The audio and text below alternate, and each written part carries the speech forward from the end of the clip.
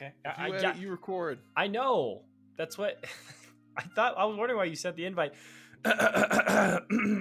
Anyways. Hello, and welcome everyone to the NYAP Time podcast. I'm your host, Alex Dalen, and as always, I'm Joan. Son of a bitch, I forgot something. Just a second.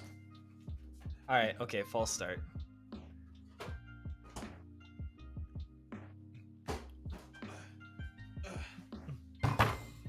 I had some ice cold Dr. Pepper, and holy shit, it's super fizzy right now. The way you slammed that on the table, yeah, that sounded really bad.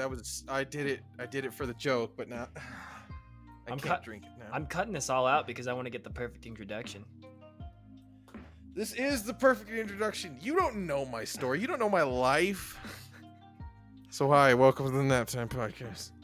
Welcome to the NYAP Time podcast, the premier podcast you want to be watching when you're making love to your wife, or when we're making love to your wife. As always, I'm Alex Dalen, and I'm joined here by my co-host Robert Lopez. If you need any more of our NYAP Time co-hosts, or fuck, I got Dr. Pepper though. Shut up. Let me try again. Shut up. I need silence. Just stop. Stop. Please. You don't need to do this to yourself. Yeah, hold on. Remember to hit like, comment, and subscribe, and ring that notification bell for any future videos that we're going to be working on. Also, in case you need that nap time, you're jonesing for more nap time, you can it's like Tourette. Lurking on? Shut up. You don't know. This is gold. Okay. If you fucking edit this out, I'll fucking castrate you myself. You're gonna castrate? Okay, I'm gonna have like a little infomercial thing over this. Okay, one more time. If you're looking for any more or jonesing for our fuck. You know what? Just follow us. Just follow me. I'll write this. You know what? I'll script this next time. Just follow us. Follow me on Twitch. Script it. This is gold. Why would you cut this out? This is beautiful. I'm not cutting it out. It's just gonna stay. It's gonna be like it's like 2 minutes long. My life's falling apart. I'm all fucking washed up. I haven't even begun. I'm all woozy, and I'm all washed up. You know what? Just follow me on Twitch, Kricfalusi, Twitter at Kricfalusi97. That's what they C4 TTHULU, and on Instagram, same thing, Kricfalusi. And then you know what? Just tell them what you want to follow on. Follow me on YouTube. I make funny videos about my anime dog, my animation dog. Not anime. I'm not a big anime guy. Sugoi, you're a little Sugoi dog. But no, he's stupid and he's like me, and yeah, he does stupid stuff, and I do other stupid stuff. And I really need to decide what the hell my channel's about, but you know, I just want to do everything and not have a successful YouTube channel. And that sounds like a good enough plan for me. That's what I'm figuring out. That's why I'm nervous about releasing a video. You gotta take fucking, what was his name? The guy you were talking about. Beeple crap. Oh, I thought you were about to say Hitler. No. My favorite. no. Oh. Beeple crap. Oh yeah. He did the poster, which was like right now. Fuck checking Facebook again. Fuck this. Fuck all that. Yeah. Just do it. Yeah. Okay. Oh, that's a fair one. All right. Okay. So for our itinerary of goofballery that we have tonight, we're gonna lead off.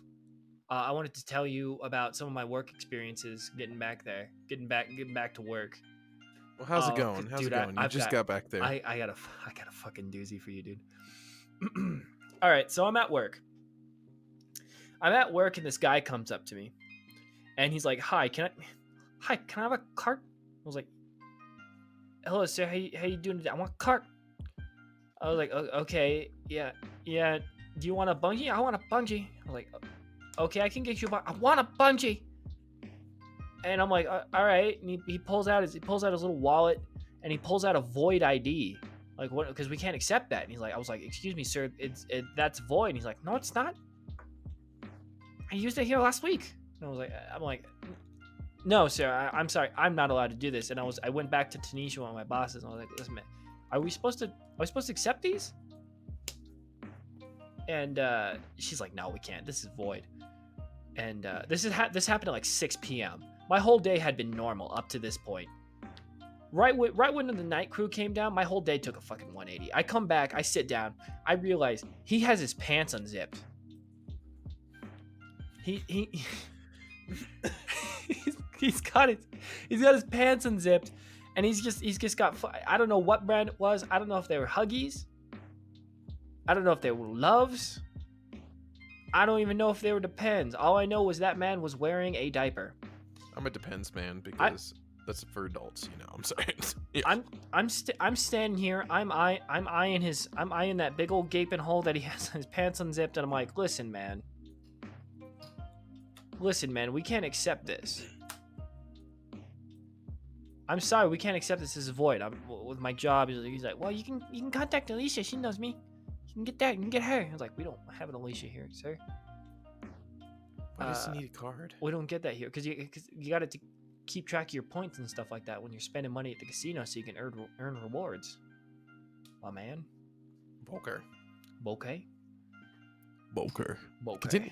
Anyways, and he's just like, okay, I got an idea, and he like pulls out his car registration, and he hands it to me, and I'm thinking about this, and I'm like, this isn't a fucking MVD. And I'm like, sir, we don't accept this. You're gonna have to go. And he's like, okay, I'll go. Have a good day. And he like waddles off. He like toddles off. And I tell my boss about it. She just runs to the security. She's like, Jeff. And like, I wanted to see if he was okay because he looked kind of fucking out of it. Because I mean, he had his pants unzipped, his diaper out. He's not doing well. And like, my boss points at the guy. And he's just diaper.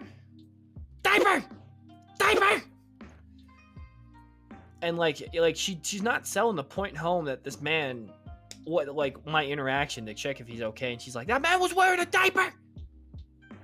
You look at him. And then Jeff was looking at her like she was fucking schizophrenic, and he's like, no, I'm sorry. And I was just trying to clarify it, but I just wanted to make sure that guy was okay. And that was my day. Made a whole 180 after that. And I was like, man, I'm ready to go. That sounds absolutely wunderbar. That man was a god in human clothing, in human skin. You didn't even fucking notice. That could have been Loki. The god of chaos. Come to throw a wrench into the plan of your entire life. And she knew. I don't know, dude. There was like another one, and she came by because she wanted me to page your daughter because she spent all her money and she wanted to go borrow more. Oh. Yeah, some of these are intense. Some of these are depressing to watch. It's kind of weird walking into it like working at a casino, because at one minute you get to actually see like if you work there more than 1 year, you actually get to see a time lapse of someone's life getting ruined. It's like you walk in and you see them bright-eyed, bushy-tailed, like they're just like on top of the world, and next thing you know, they're offering to give you a BJ outside right by the garage. Have you ever taken it up? I can neither confirm nor deny. And that's exactly the way you should play it. And Smart call, Dalen. Smart call. all I have to say is that you have to get a lot of tests.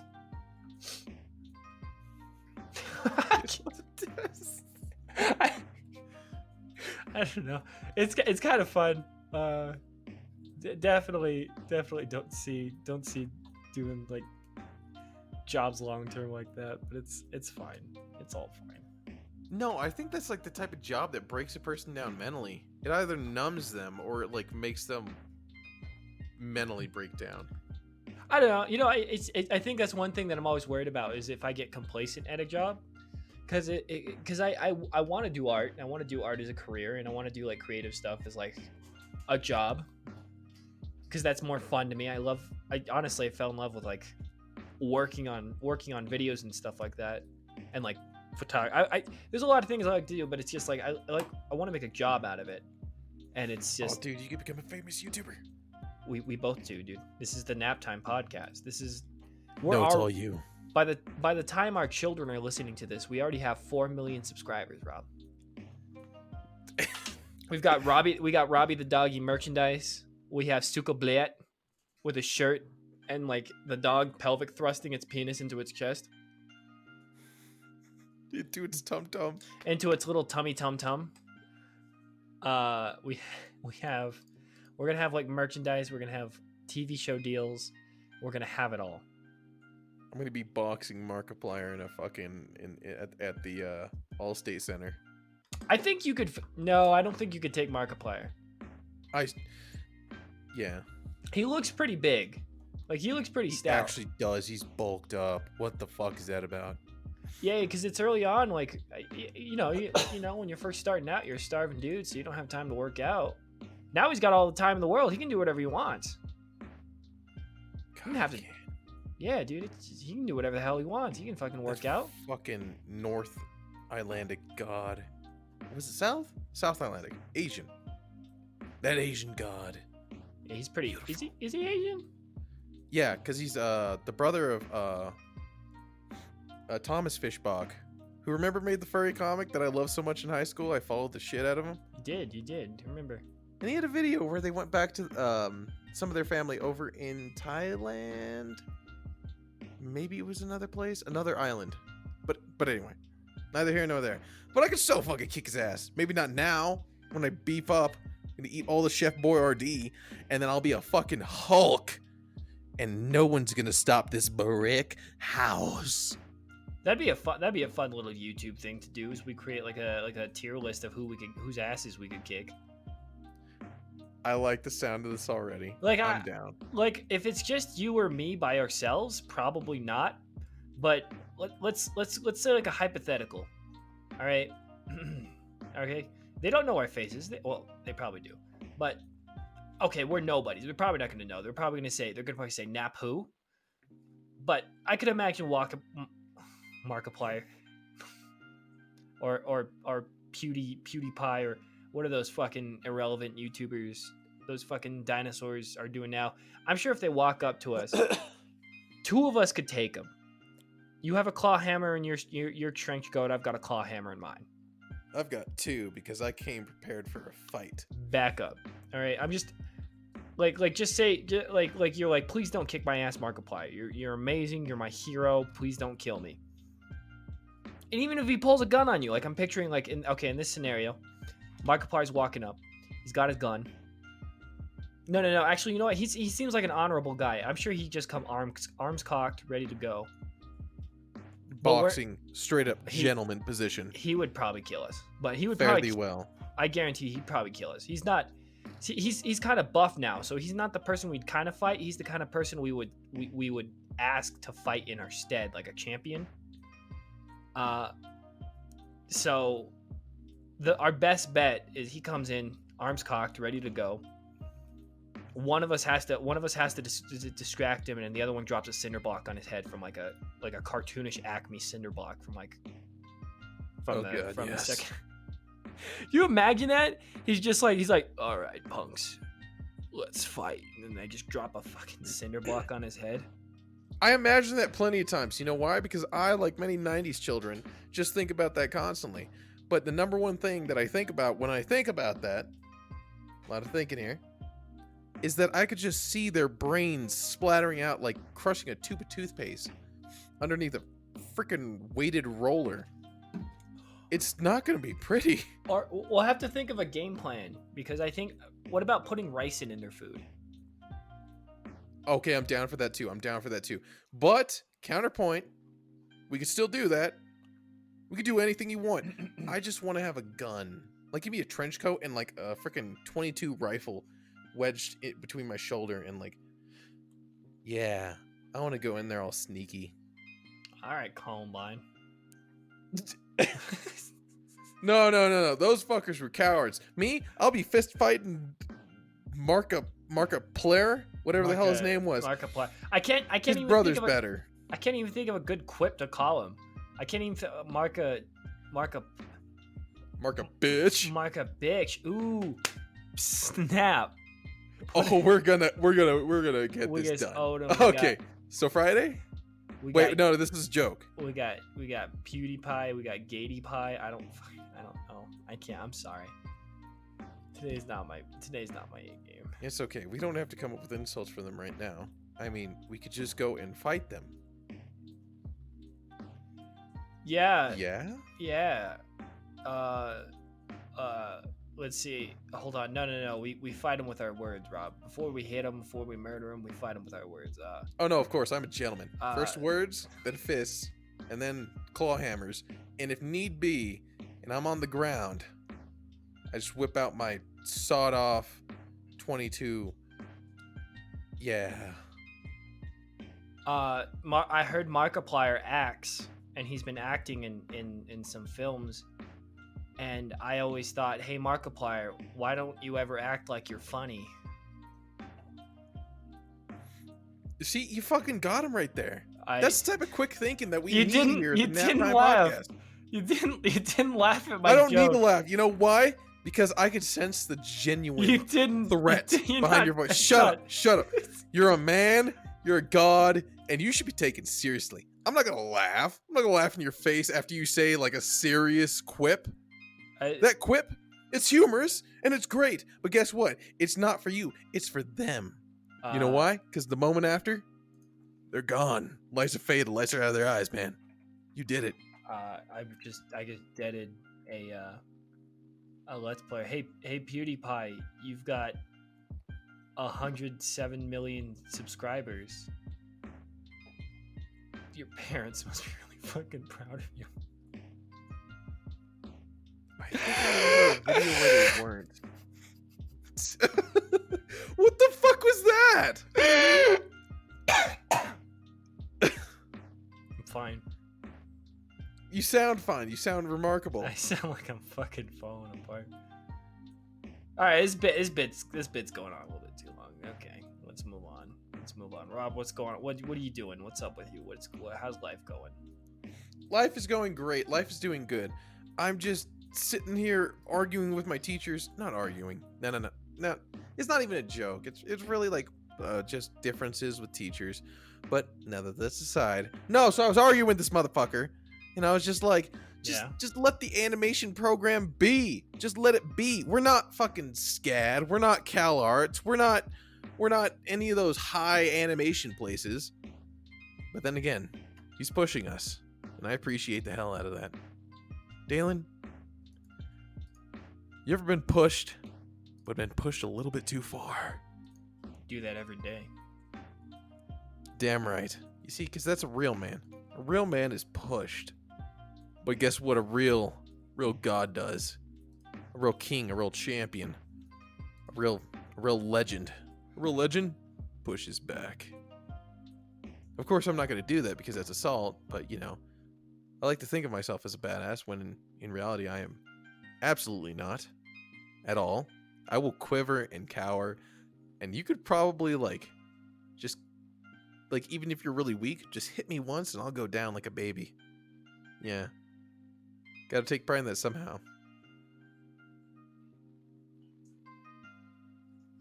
But so, how's your day?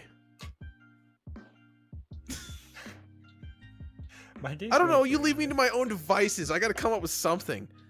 Yeah, I did. I just wanted to see. I wanted to see how far you would go.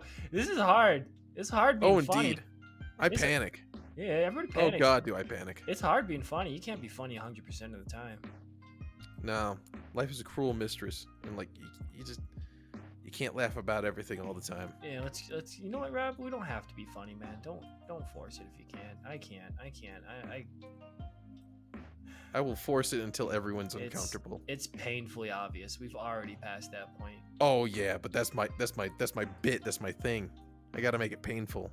You ever have someone who just says a joke that doesn't quite land, and they continue on with a pun, which again doesn't land, but they just keep going with it, and they look at you like, yeah, like they just flopped out their dick. Theoretically, like they just flopped out their dick, and they're like, yeah, look at that shit. No, it's like my coworker. It's my coworker to the T. Your coworker sounds like a lovely person. No, I think he has autism.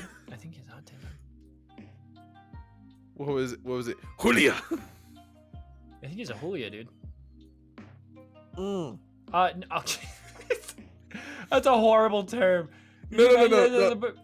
No, I didn't mean like, no, I started the joke. It's all good. You're like, I was like, no, it's just you're just gonna turn it on me. You're gonna be, no, This motherfucker needs to be shut down. He said too many jokes in an insensitive manner. This man used a derogatory term to describe someone that he doesn't agree with or likes. Oh, it's not derogatory at all. No, I think in the context. Anyways, it's not important. I'm not here to discuss that. I'm here to discuss my coworker. Continue. So my coworker, he wants to do stand-up comedy, and he writes down jokes all the time, but his timing is awful, and he doesn't understand anything I hit him with, and it like sometimes, and like he'll gaslight people for fun, like as like a joke. And I remember the first time, like he used to work in one department, now he works in our department, and he's like, yeah, man, this guy, I love contradicting him. I love when he says one thing, and I love telling him the complete opposite and making him believe it. And I was like, that's called gaslighting. And he's like, oh, is that what you call it? He's like, is that what you call it? Anyways, it's super funny. But like I hit him with jokes. And like I'm not like mad that he doesn't get them. It's just like, because like with everybody's like, I'm like, I like hit him jokes, and like we laugh and stuff like that. Because I'm like, because like, you know, sometimes with Derek, I call myself like, I'm like, there's a little box that says Little Thunder. I'm like, hey Derek, this is what I call my penis. And he starts laughing, and I'm like, and then like sometimes when I have to use the bathroom, he's like, does Little Thunder have to take a tinkle? And I'm like, you know, when there's a little thunder, there's a little shower. There's a little sprinkle with it, and he giggles. But no, like he doesn't get it. And like at work, what they tend to do is I'm easily scared, so they wait behind the walls to scare me. And I went up to him, and I was like, these guys scare the living hell out of me, and I don't know how much my enlarged heart can take it. And then he looks me dead in the eyes, and he's like, you got a large heart? I'm like, no. And he didn't laugh, and I was like,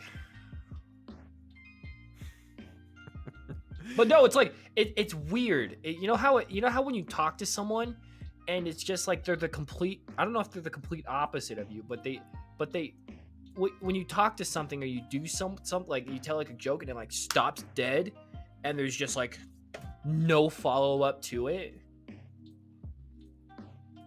It's like really weird. It's like if you told me something and just like crickets for the next 30 minutes, and then I just go to like a completely different, I was telling one joke, and then he's like, oh yeah, so I was watching this documentary on pterodactyls, and boy, I'm glad they don't exist here. Oh, shit, yeah. I'm like, yeah, pal? You know, I've had that happen to me a couple times. It's, normally I find it's like with people who like really want to be the joke teller. They don't like other joke tellers. It's like a positive and negative thing. It's positives like detract positives, and positives attract negatives, and all sort of shit, where they'll go to like, it's so fucking awkward. It's terribly awkward. It's like you tell a joke, they don't laugh, they don't want to add anything to that, and then it's just on to what they want to do, or what they want to talk about. Yeah, it's really odd, and it kind of bounces off, because it's like, you know, so one of my favorite things to joke about is getting laid off at work. Yeah. And I always talk to George, one of my supervisors, and I'm just like, I always picture like, hey man, what if I told you I had to use the bathroom, and you're like, here, wipe with this, and you hand me a pink slip. Yeah. No, it's always my favorite thing is like, here, you gotta blow your nose, here, wipe with here, blow your nose with this, and like, And then like sometimes I do like these hypotheticals where I mess something up, and I'm like, Jordan, what if you just walked up to me and you said, "Listen here, okay, buddy. I don't know what short yellow bus you hopped off of, but that's not how we do it here. Okay." That's why I love doing that because it's so funny. And we do that. I do that a lot with him. I always joke around with him like that. Oh my god, it's great. I love it. It is. It's fantastic. It's like it gives me life. It's what gives me. Oh no!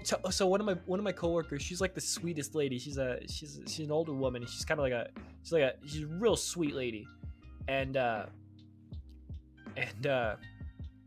she walks up to me and she felt really bad because this guest walked up and they were asking whether or not this other casino was open, and she just replied with like, "I don't know, I don't work there." When she walked up to me and she's like, I don't know if that was rude or not. Was that rude? I feel really bad about that. I was like, nah, Sheila, no, you weren't rude enough. You know what you got to do? You got to walk up to him and says, "I'm sorry, I only talk about good casinos. I only talk about quality places." Sandia, what? Root who? And no, it's amazing. I think the last thing is we had one of my coworkers, Ryan. He made a fucking PowerPoint just on one of the computers about work orientation, and it was just like, you ask for a break, you're fired. You do this, you're fired. Remember, we aren't Sandia. We actually expect quality from you. I gotta bring it up, dude. It is an amazing PowerPoint. Me and my other coworker were reading it, and I was like, Jesus, dude, he left a legacy here. This sounds astounding. There's some of it. I wish I could remember all of it off the top of my lungs, but top of my head.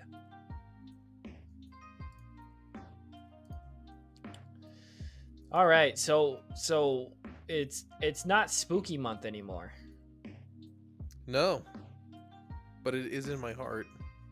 It is in your heart, and now it is in my heart of hearts, and now it's November, and it's getting closer to Christmas. Oh God, it is. How close are you to finishing school? Your semester? I think 2 or 3 more semesters to my bachelor's. What about? No, I mean, like, oh, that is interesting, but I got a hiccup. When's your semester ending? Oh shit. Okay. December like 11th or something. Yeah, December 11th. So that's regular. That's regular school. Yeah, it's regular school. Oh, I thought they shortened it. Did they just change their minds and say no, it's back? Oh, we're fucking still talking about that. No, they think about. There's a severe possibility due to like the whole virus and everything that it might be cut short. Of course, the school's denying everything, and like, yeah, I can't talk about it because I'm an RA and like we're not supposed to talk about it. But I don't care. You can talk about it with me. I don't fucking work there. I don't go to school there. Well, I gotta tell anyone. The boss comes up and he's just like, yeah, so turns out that the fucking whole school semester is only going to be 8 weeks long. 8 weeks long, that's 2 months. And after that 2 months, everyone's got to pack out and leave. So I need you to make sure that everyone is ready for that. I was like, okay, I'll tell everyone. And the next thing I know, about like probably about 3 weeks ago, JR called, my boss calls me into his office and he's like, hey, you were spreading some real misinformation there. I need you to tell me why. I was like, about what? About the 8 weeks off? 8 weeks on? We're here for the entire semester. Everyone can stay in the campus. Doesn't matter who. And I was like, you told me. He was like, no, I told you it might happen. And to be possibly prepared for what might actually possibly potentially occur. And I need you to be prepared for that. But not now, because it's never happened. And I was like, did you send out a message about it? And he's like, no, I don't need to, because you already knew. And I was like, okay, let me ask you this. What's going to happen next semester? He's like, I genuinely don't know. And so everything else that occurs from there on is none of my concern. None of my business. I will let you know. And I was like, what the? This is a terrible business model. But no, it was like a bunch of say what I say, don't do what I do, and like listen to how I listen, and just I have no idea. He was covering his bases.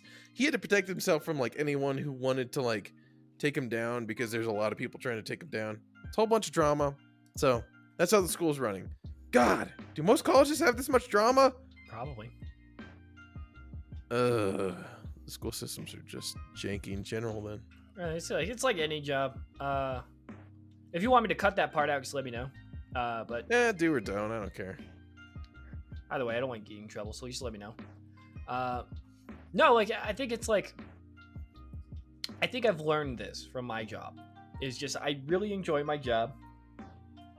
And yeah, I talk about it because there's some funny things that happen, but it's just like overall, when I go to work, I go to work. And then when I'm at home, I worry about like I don't worry about what's happening at work. I separate it. Like, and it's like even then I don't let it into my personal life. And like it's just like the thing is like when people start being petty or it stops being professional, you start focusing on like the emotional part of it. Like you're just like you're like, oh, this person at work is doing this and this person at work is doing that, and it becomes your life, and it makes you really and like you start focusing on it, and then it starts getting negative. And then that's what I find out like about like a lot of jobs is just like when it stops being a job and it starts being a part of your life, that's like I don't like that. That happened. Spitting some truth there, my friend. Spitting some truth.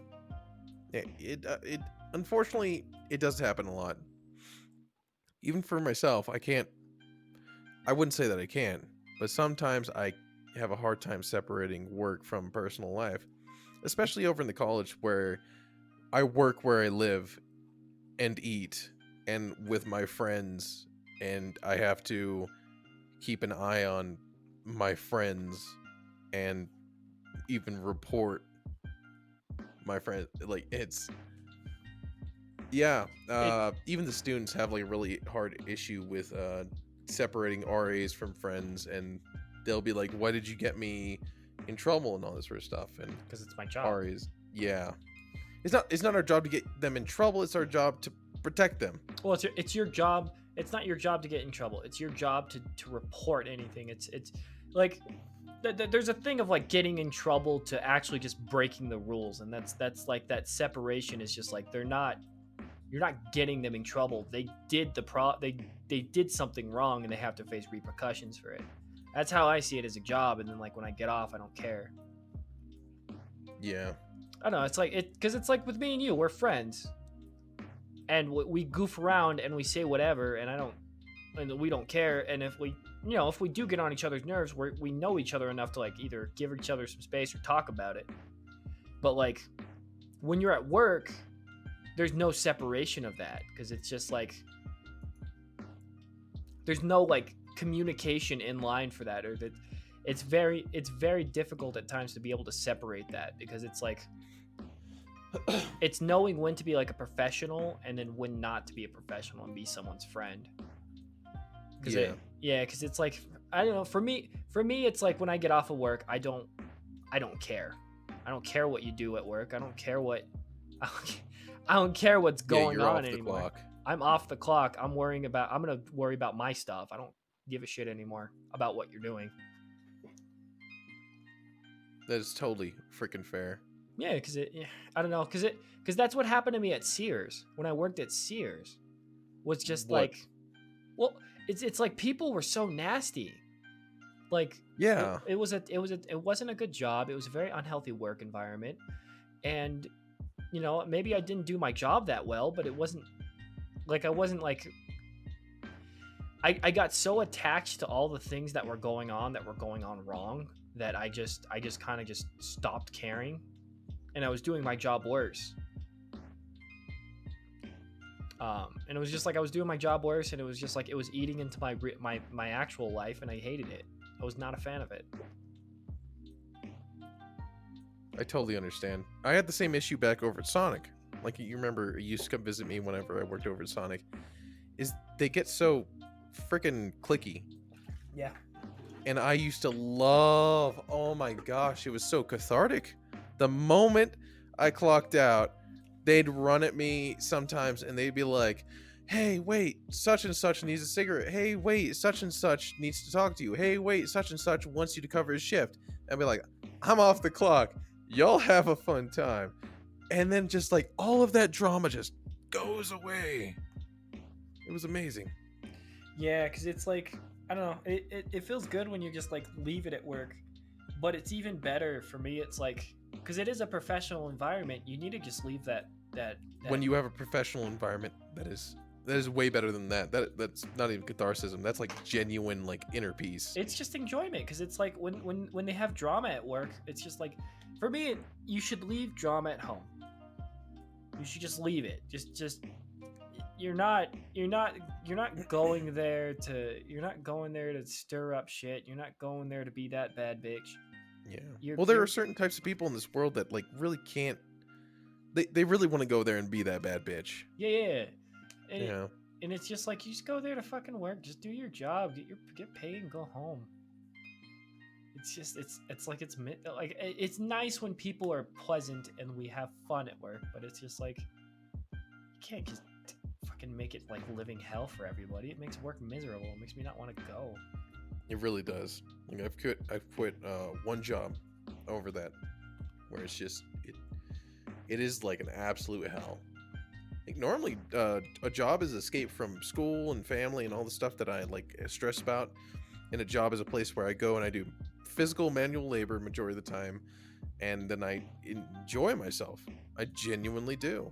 Yeah. Like, just going there to be in a whole nother world, and then whenever that gets ruined, it's incredibly stressful.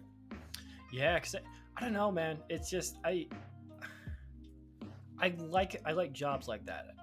That's why I'd love for a job to just be able to like draw, make art, and do stuff like that in like a pleasant environment, and just like an environment that's not toxic. It's just enjoyable, because it's like, for me, it's like I enjoy art, but I enjoy my workspace even more, because it's like, true. Yeah, because it's like I because I won't be able to do my job or do anything right if people are just like terrible. Like, I kind of want like an environment where like everybody's like, it's fine. Like, there's no horrible shit going on. There's no drama or anything like that. It's just work and then go. I always enjoy those work environments. They are really amazing. That's actually what made me want to become an artist early on. Was Butch Hartman did a video. Like, what? Yeah, I know we talk a lot of shit about Butch, but actually he did a video that like really like made me want to become an artist. Was way back when. It's on YouTube somewhere. Butch Hartman in his work in like 19 something with fresh out of CalArts, with I think it was CalArts, with all of his other CalArts friends who just entered into like voice acting and all this sort of stuff, and he was given a tour of the office. And also Nickelodeon did a lot of other videos like that they used to show on air, where people working and doing their regular jobs and having the friendships and everything, and having the professional relationships, and they just go about their day. And I was like, hot damn, that sounds like a good time. They look so fucking happy. They looked really happy. Yeah, no, it's just, oh man, dude, I would be so excited to have one of those jobs and do something like that, but not like a horrible work environment, like with that Ren and Stimpy guy. Oh yeah, I haven't even watched the documentary on him yet, just because I was waiting for a little bit more money. I've seen clips of it. And I also watched like a bunch of like YouTube videos on it. Oh, dude, it's uncomfortable. It looks so uncomfortable. It really does look like a convention, not a convention, an intervention. Or at least that's how I attribute the awkwardness to. It's not even an intervention, dude. He just like owns it. Yeah. Like he just, it's very uncomfortable for like, man. Yeah. It's just. I think like the thing is like no matter where you go or no matter what you do, there's always gonna be like a piece of shit that just And ruins what everything. really pisses me off is he was a piece of shit that got shit done. He actually made a show, and a show that I love. But still, he's a human garbage. No excuse. No excuse. Don't take my words at face value. I already clipped it. I don't know how to Already say it. clipped it. It's already Yeah, clipped. it will be taken out of context, It's no already- matter what. I believe in pedophiles, and I believe that everyone should like what was it they say? Age is just a number. All right, there you go. I clipped that too. Well, I did it in the funny voice, so it shan't be taken out of context. Hopefully, No, everybody's gonna be like, he meant human it. society is learned enough to know that I am being sarcastic. No, you meant Well, it. what was his name? Ren and Stimpy creator. I always forget his name. I've looked it up like 4 or 5 times now. Michael John Kricfalusi. Mr. Kricfalusi. Yeah, he's got his own blog. I shouldn't blog. I shouldn't plug him on this podcast. I love the show though. Ren and Stimpy really meant a lot to me as a younger child, and that of course is very divisive. It gets hard for me to separate creator from creation. Yeah, no, it's like that's for me too, because it's like that's a constant debate. Is just should you separate the creator from the creation? And for me, I think it's all subjective. Like you can like something and it could be a piece of shit, or you can like not. For me personally, I can't watch something with a person because I think the part that interests me the most about a piece of medium is the person behind it, is like the personality behind it. That's what attracts me personally. But I mean, some people can like. I mean, I'm not gonna like call you a human, like a piece of human garbage if you like Ren and Stimpy. Like you can watch that if you want. Hey man, everybody can enjoy it, but it's just like I can't enjoy it because I know the process behind that. It was just like miserable for like for a bunch of people. Oh god, that's right. Yeah, it took a toll on the creators too. That is a whole nother freaking factor, because that really conflicts with the dream that I personally have and have developed as a child, where I go to a place that's like family and we work and we create amazing stuff. And then it's like with his work, with his team, in fact, a bunch of other people. I can't remember any of the names, nor do I want to name names of current corporations and broadcasting centers and cartooning agencies and all this sort of crap that are they do stuff like this where it's abusive, especially in the early 90s. It got very abusive. Yeah, it's really hard to see creators who just, and they make good stuff. It's like, you remember the movie Whiplash? Yeah. Horrible movie. And what was his reasoning? His reasoning was like, if I did not throw, if one of the people who taught one of the famous jazz musicians did not throw a chair at his head, he never would have learned how to play that good.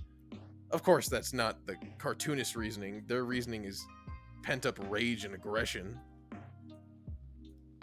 I have no idea. I'm drawing lines from other stuff in my head. It's such a big topic. It's ugh. Yeah. Yeah, that's also a weird thing. That's also like another weird thing is like when somebody's teaching you and they're like super abusive about like teaching you. Yeah. Like does it matter if like the end result is like like somebody comes and wants to teach you how to do art, and like it's like some sort of like human god, this man clad in flesh that decides to teach you, Mr. Lopez, to do art. but he's an asshole. Like you mess up one line, he throws a brick at you. And but like at the end of it, like even through all the trauma, you just end up to be just amazing. Do you think like the ends justify the means? That is such Alex, you just hit such a good question. That's what freaking philosophers should be thinking about now. I for anyone else but me, I would say no. You're around an abusive person, you get out of there. I don't care if you become Leonardo da Vinci. You need to get out of there. But then my thoughts may change, and they have changed over years. But for me, it's like I feel like I almost can withstand the pain, and I would have to be like, well, I'm not good, and I need to be good for like my family and my friends who really need me, and all the artists in the community who are like begging people, personally at the school, who are like begging people, like, how do I get good? How do I get good? If I can learn a bit of that and bring that back to them and just be like, I took a brick to the head. I took many bricks to the head, but here's this. I can help you. I took 7 bricks to the head, and look at me now. I'm a good artist. Look at me now. I'm a great artist. Sorry, that's offensive. A brick hit my head. But look at me now, Mom. I can draw. Would you do it? If like I managed to dodge, like if I got hit maybe like 1 or 2 bricks, I definitely would do it. Well okay, so like if I don't get hit with a lot of bricks, yes, I would absolutely do it. It's like for me, it's basically the same thing as art regular. Like you would spend 10 years in emotional pain and financial pain and like all this other sort of pain because you can't provide for your wife, you can't provide for your girlfriend, whatever you have, or do any of this stuff. It's like that pain can get consolidated, pressed down into that one brick. It seems like just getting over it quicker, rip off the band-aid, get the pain done with. You work that much, get that much pain. I'm probably looking into this a bit too much, but I overanalyze things a lot, so I don't know. Yeah, I'd do it. Long story short, I'd do it. Yeah. Would I condone anyone else doing this? No. If a great artist did this to anyone else, I'd be like, I'm taking you down. I gotta take you down. That's not good. That's not healthy. Because there's something about like an artist who just takes a hold of someone else and just abuses. That's very, very uncomforting, especially because he's in our line of work, where this is our quote unquote community, or this just is our community, where it's you don't like to see that type of stuff go on in your neck of the woods.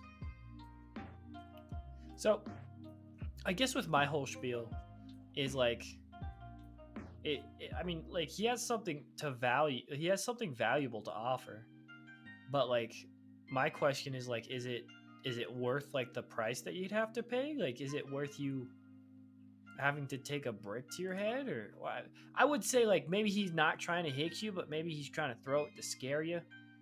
I mean, like whiplash. Yeah, like whiplash. Yeah, I mean, it's just like that was scary as fuck. That was horrifying.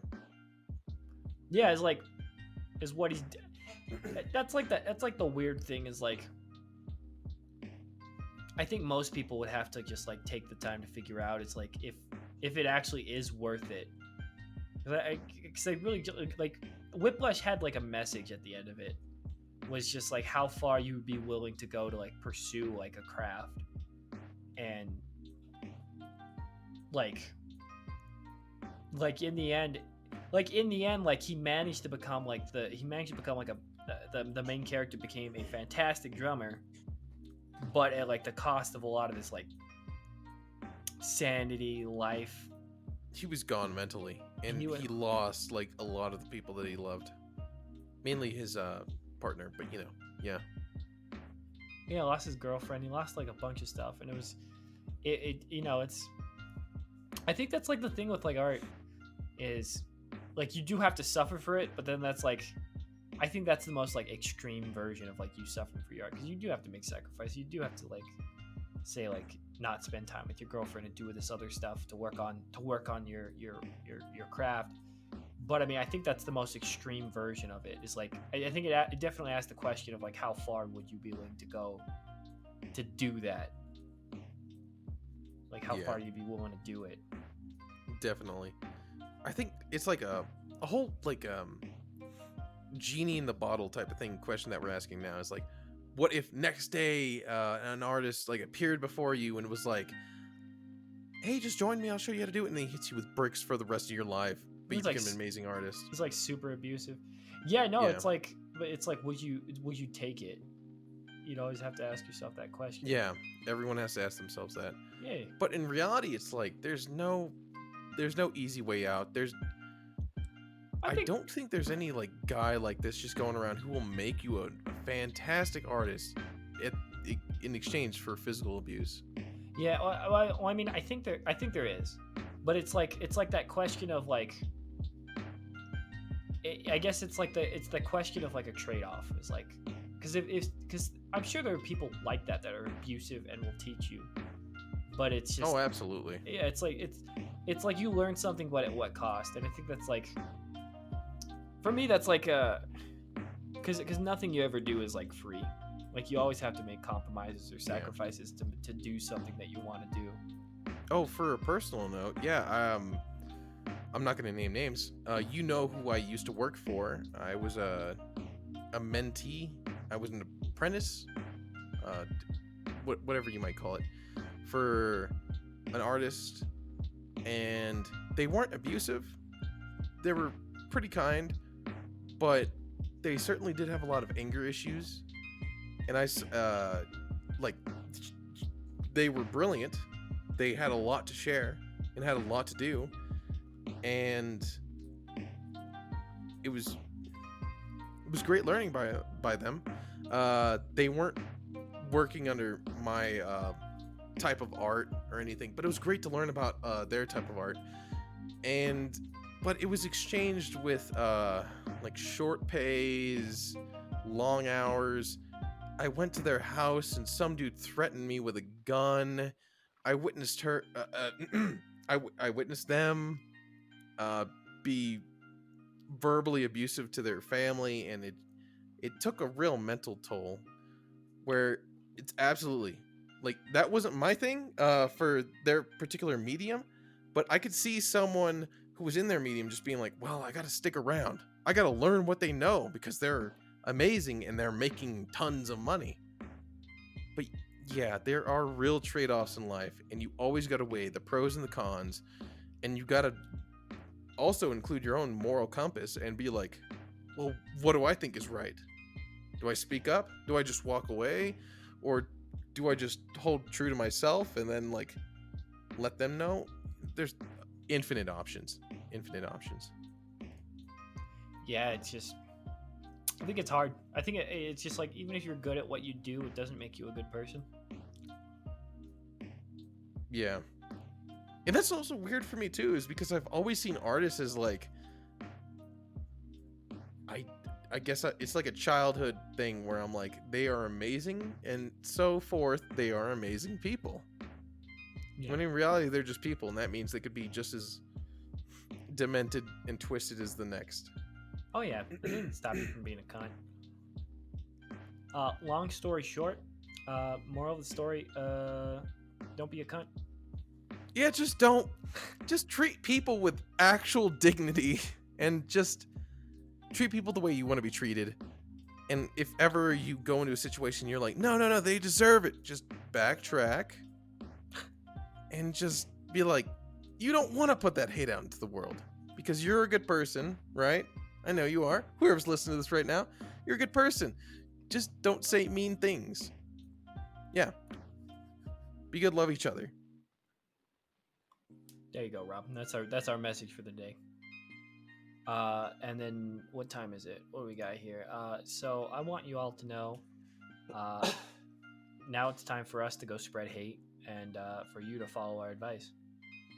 Oh gosh, yes. I gotta like troll so many people online, and I gotta make them feel terrible about themselves. I have so many slurs loaded into my gun, and I'm ready to hurt people emotionally. My verbal shotgun. I'm ready to pepper some bitches. I love video games. It gets all my hate out into the world. Yes, sir. I love being toxic. I love being toxic. I love being love it. Absolutely toxic. I love being a little toxic little boy. Like you get a radiometer around me, and I'm just like radioactive as hell because I'm toxic as fuck. I've been toxic recently. It's fine. No, like I'll hard carry. No, Marcus saw it. No, like I think it was just like I was getting kind of frustrated, and I don't mean to do it, but I was just like, listen, guys, could you guys actually just fight around me? Because none of you are good. Okay, you're all terrible. I want you to know that. Because I don't know, man, in like a team game, you could be doing really well and everybody else is doing terrible, but then they just go in acting like they're the one that's doing really well, and they're not. Oh, that's been me quite a few times. I get carried, and then like I think that I'm hot shit. Yeah. All right, well, it's first world problems. I'm sure someone. Oh, dude, what was the? Have you seen that new Netflix documentary about that Indian baby that had the fucking giant swollen head? What? Yeah. Whoa, you gonna drop this on me here and now? Yeah. I'm opening it. Oh, I shouldn't laugh at that. No. I'm just like, this is a fucked up scenario, so fuck it out. It's a sad movie, but it's like she just What's goes, it called? Like her head, like her chest like rising and falling. It's upsetting. It's like her head's swollen, so it's like uncontrolled, like fluid just like gathers in her head, and it's like. Well, what's it called? I'm trying to hold on. Oh, that's upsetting. I just saw. Oh, it's baby defects. Hold on. Oh, rooting for Runa? Rooting for Runa. Jesus, Mary, Joseph. I was watching the trailer. Why would you fucking? I can't watch that, can I? Oh, Jesus.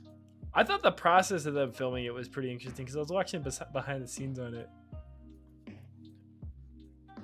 Body dysmorphia really just tears me apart. Oh no, you and me both, dude. It upsets me. Like, you ever seen what is it called? It's Harlequin. Harlequin's disease. Harlequin babies? Yeah, they're born flipped inside out. Oh. Anytime I look up Harlequin because I want to look up a freaking medieval jester, that shit comes up. And then I'm just like, Wrong Harlequin. Well, I just look it up for artistic reference, and then my skin's literally crawling. Not literally. I bet you got a folder full of that. I bet you got it's called Spank Bank. I bet it's in a file called Spank Bank on your desktop. Oh god, the literal thought of people jerking off to that actually makes me want to vomit. I have not had that urge in quite a while to actually vomit. Oh, I thought you said jack off, but all right. You're a sick fuck. What? Maybe you're the problem. Oh, don't worry. All people are the problem. Yeah, right, so yes. Okay. Well, there you guys go. You have a new movie to watch, Rooting for Runa. It's on Netflix. God, are we keeping this in? Oh yeah, no, it's in. And that's gonna be the thumbnail. Oh no! Call it Rooting for Robbie. We talked about the Ren and Stimpy creator majority of the time. Let's just do it. Do that. Put it on there with the little thing. Give my face that giant head. My little cat. Give that the giant head, and then do it for Rooting for Robbie. We'll call it Rooting for Robbie, episode 14 timestamp. Quote me. We'll have the little Ren and Stimpy guy. He's gonna be Michael like shrugging. Mr. Kricfalusi, he's gonna be like shrugging. He's gonna be like, or the like Zac Efron, where he's like pointing at it and he's pointing at my little swollen head, and I'm just going. And I look at you, and I'm just like smiling, and I'm just like, Yeah, I don't know about that. I don't know. I don't know. I know about that. I know about that. And if it's not in, if I don't see it when it's submitted, I'm gonna do a whole social media tirade, and you're gonna have to deal with that. Okay, Whiplash character, Whiplash teacher. Do it. You on drums. I got a swollen head, and we got John Kricfalusi. Well, it sounds like as good a note to end it off on as any. Wait, you're drumming on my giant engorged melon head. Oh, come on. John Kricfalusi thirstily drawing the scene.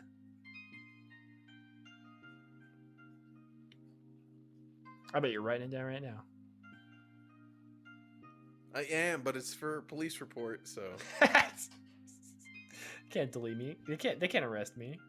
Now let's get off so we can play League. Okay, bet. Okay.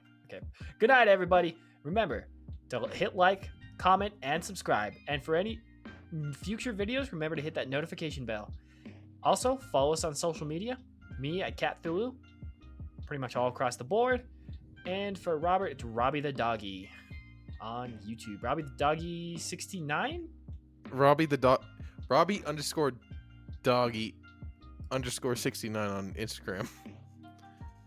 And YouTube, is it just Robbie the Dog? Yeah, Robbie the Doggy. Okay, Robbie the Doggy. Okay. All right. Thank you, everybody. Have a wonderful night. Have a good night.